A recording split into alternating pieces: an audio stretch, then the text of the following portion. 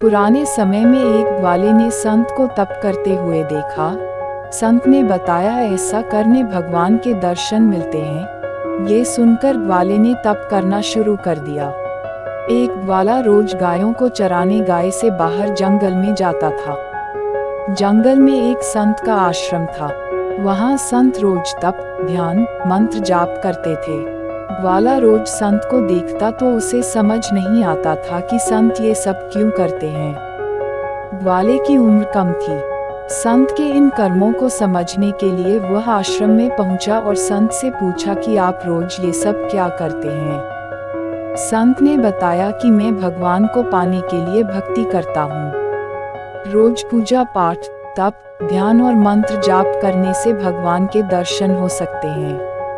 संत की बात सुनकर ग्वाले ने सोचा कि मुझे भी भगवान के दर्शन करना चाहिए। ये सोचकर ग्वाला आश्रम से निकलकर एक सुनसान जगह पर पेड़ के नीचे एक पैर पर खड़े होकर तप करने लगा।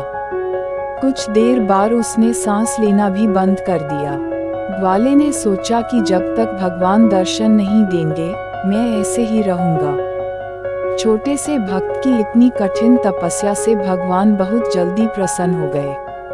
वे ग्वाले के सामने प्रकट हुए और बोले कि पुत्र आंखें खोलो, मैं तुम्हारे सामने आ गया हूँ। ग्वाले ने आंखें खोले बिना ही पूछा कि आप कौन हैं। भगवान बोले कि मैं वही ईश्वर हूँ जिसके दर्शन के लिए तुम तप कर रहे हो। ये सुनकर ग्वाले ने आंखें खोल ली, लेकिन उसने ईश्वर को कभी देखा नहीं था। वह सोचने लगा कि क्या यही वो भगवान है। सच जानने के लिए उसने भगवान को एक पेड़ के साथ रस्सी से बांध दिया। भगवान भी भक्त के हाथों बंध गए। ग्वाला तुरंत दौड़कर उस संत के आश्रम में पहुंच गया और पूरी बात बता दी। संत ये सब सुनकर हैरान थे। वे भी तुरंत ही ग्वाले के साथ उस जगह पर पहुंच गए। संत उस पेड़ के पास पहुंचे तो वहां कोई दिखाई नहीं दिया। भगवान सिर्फ ग्वाले को दिखाई दे रहे थे। संत ने बताया कि मुझे तो यहाँ कोई दिखाई नहीं दे रहा है। तो ग्वाले ने भगवान से इसकी वजह पूछी। भगवान ने कहा कि मैं उन्हीं इंसानों को दर्शन देता हूँ जो निस्वार्थ भाव से मेरी भक्ति करते हैं। जिन लोगों के मन में कपट, स्वार्थ, लालच होता है, उन्हें मैं दिखाई नहीं देता।